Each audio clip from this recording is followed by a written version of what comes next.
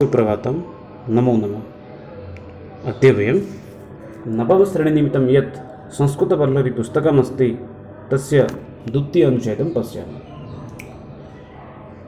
द्वितीय अनुच्छेदः भवति अस्माकं भारतदेशविषये। भारतम् अस्माकं प्रियदेशः। भारतम् अस्माकं प्रियदेशः। भारत अस्माकं नाम आम्भमानଙ୍କର प्रिय देश। भारत देश होची आम समस्त प्रिय देश अटे। एषः देशः देशानां शिरोमणि खलु। एषः देशः देशानां शिरोमणि खलु। एही देश अन्य देश मानकर शिरोमणि अटे। अस्य प्राकृतिक सौंदर्यं बलवत् मनः मोहयति। अस्य प्राकृतिक सौंदर्यं नाम एहार प्राकृतिक सौंदर्य बलवत् मनः मोहयति निश्चित रूप से समस्त मन मोहित करिथाए। जो भारतर जो प्राकृतिक सौंदर्य अछि समस्त मन को मोहित करिथाए। अस्य उत्तरस्यां दिशि पर्वतराज हिमालयः विराजते। अस्य उत्तरस्यां दिशि एहार उत्तर दिगरे पर्वतराज हिमालय विराजते।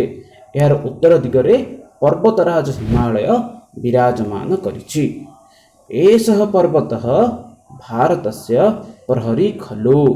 एही पर्वत भारतर प्रहरी स्वरूप अटे।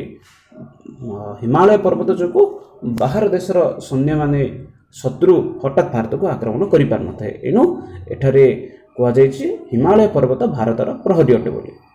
भारतस्य दक्षिणेन महासागरः अस्यं चरणं प्रख्यालयति।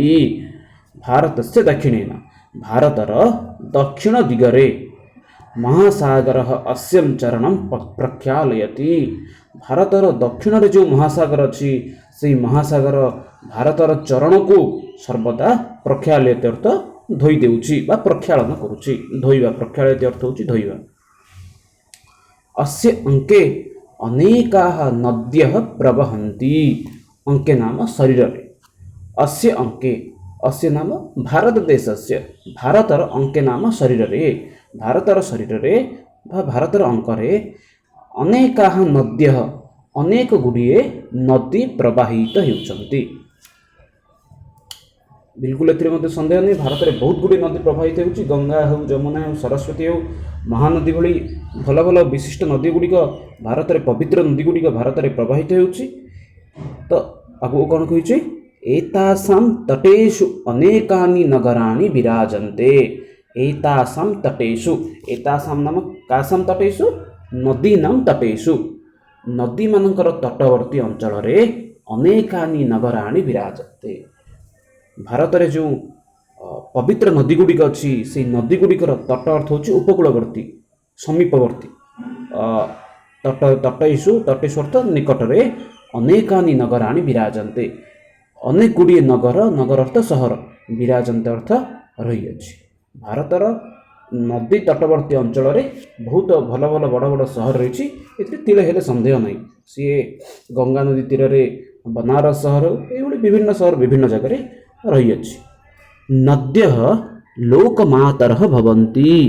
नदी गुड़िक कौन अटंती लोक मानकर माता सदृश अटंती। जो भली माँ लोक मानकु सेवा करिथे से भली नदी गुड़िक भारतर प्रत्येक लोकंकर सेवा करुछि। एनु एठारे कुहा जायछि नद्यः नदी गुड़िक लोक मानक माता सदृश अटंती। भारतस्य हरितानि वनानि अस्य शोभां वर्धयति। भारतस्य हरितानि वनानि भारतर हरित वन अर्थ होची सबुज वन। भारत में जो सबुज वन रही से सबुज वन यार शोभा को बढ़ाऊँगी। प्राचीन काले अस्माकं देशः अन्य देशानां गुरुः मन्यते स्म। प्राचीन काले अर्थ पूर्व काल अस्माकं देश भारत देश प्राचीन काल रे एही भारत देश अन्य देशानां अन्य देश मानकर गुरुः मन्यते स्म। पूर्व काल रे बा प्राचीन काल रे आमर एही भारत देश को अन्य देश माने गुरु बोली मने करुथिले। अत्र अत्र नाम एठारे एठारे नाम भारतदेशे नालन्दा तक्षशिला नवद्वीपः प्रभृतयः अनेके प्रख्याताः विश्वविद्यालयाः आसन्। अत्र नाम भारतदेशे प्राचीनकाले नालन्दा तक्षशिला नवद्वीपः प्रभृतयः अनेके प्रख्याताः विश्वविद्यालयाः आसन्। पूर्वकाले भारतरे नालन्दा तक्षशिला हेउ नवद्वीप एभଳି प्रभृतय बहुत गुड़िए प्रभृति अनेके प्रख्याताः विश्वविद्यालयाः आसन्। एपरि अनेक विश्वविद्यालय भारत में पूर्व काल रही ये हूँ नालंदा विश्वविद्यालय चित्र जो विश्वविद्यालय को मुगल मान समय भांगी दि जाइथिला। वैदेशिका उच्च शिक्षार्थम अत्र आगत्य वैदेशिक माने अर्थ हूँ विदेश जो मैंने रुहति से वैदेशिक बोली कहुए। तो वैदेशिका उच्च शिक्षार्थ हूँ अधिक शिक्षा ग्रहण करने वर्तमान समय में उच्च शिक्षा बोली +2 +3 को कह उच्च शिक्षा बोली। तो वैदेशिक माने उच्च शिक्षार्थम उच्च शिक्षा निमंते अत्र आगत्य अत्र अर्थ भारत देश प्रति आगत्य भारत देश को आगत्य अर्थ आसी विद्या अर्जयन्ति स्म। वैदेशिक माने उच्च शिक्षा निमंते भारत को आसी एठारे विद्या अर्जन करुथिले। धर्मशास्त्रकारेण मनुना उक्तम धर्मशास्त्रकार मनु अटंती। पूर्व जो भारत में संविधान रही जो जो नियम रही से निमंते मनु थे धर्मशास्त्रकार थिले। तो धर्मशास्त्रकार मनु मतरे एतद्देश प्रसूतस्य सकाशात् अग्रजन्मनः स्वं स्वं चरित्रं शिक्षरेन् पृथिव्या सर्वमानवा। यही देशरू अनेक लोक शिक्षा ग्रहण करी अन्य मानक अर्थ पृथ्वी बास कर अन्य लोक मानक से माने शिक्षा प्रदान करथिले। यही देशरू जो माने सब थिले विशिष्ट व्यक्ति माने से माने भारत देश रे शिक्षा ग्रहण करी अन्य मानक से माने निज निज चरित्र अनुसार से मानकर योग्यता अनुसार से मानक शिक्षा प्रदान करथिले। केउ माने प्रदान करथिले भारत रे बास करुवा भारत रे जन्म नैतिबा लोक माने अग्रगण्य अर्थ होची जो अग्रगण्य अर्थ पूर्व काल ब्राह्मण मानक अग्रगण्य बोली कहा जायतिला। जो माने शिक्षा ग्रहण करथिले से माने अन्य समस्त को शिक्षा प्रदान करिसंती। वर्तमान अभ्यास देखिबा कह देशः देशानां शिरोमणि भारत देश देशानां शिरोमणि। भारतस्य संबंधे धर्मशास्त्रकारेण मनुना किम् उक्तम् भारतर संबंध में धर्मशास्त्रकार मनु कौन कहते भारत देशस्य संबंधे धर्मशास्त्रकारेण मनुना उक्तम् यही देश अग्रपूज्य अग्रजन्म माने अन्य मानक शिक्षा प्रदान करिसंती निज निज चरित्र अनुसार अन्य मानक शिक्षा प्रदान करिसंती।